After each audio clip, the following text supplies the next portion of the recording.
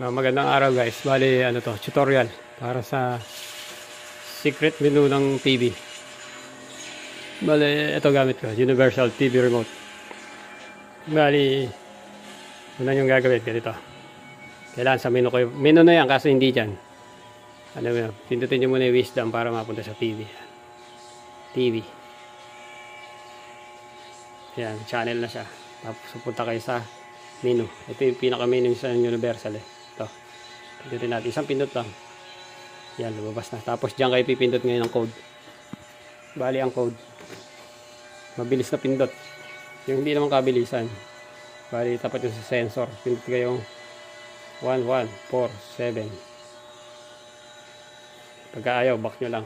Ito. Pindutin nyo lang ito, back. Tapos ito ulit para punta sa menu. Isang pindot na tapos 1147 ulit. 1147. Minsan hindi nakukuha ng madalian. Exit nyo ulit. Exit. Tapos ito ulit. Ito yung menu. Pindot tayo ng 1147. 1147. Exit nyo ulit. Ito ulit. Ito. Menu. 1147. Ayaw, ulitin nyo ulit. Hindi na kukuha agad-agad eh. Bali ganyan. 1147. Ayaw pa rin ah. Ulitin natin. 1147.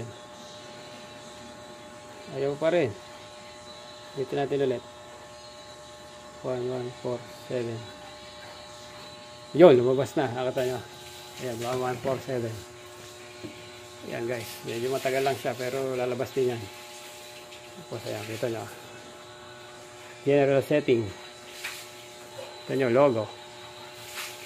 Ayaw maano yung logo nito. Ito nyo. Yan lang pupunta sa Ace. Secret menu. Pag wala naman kayong hindi nyo kayang galawin to, huwag na kayong pumunta. Pwede masira TV nyo. Tapos exit nyo lang. Kung mawawala yan, exit. Ganun lang po.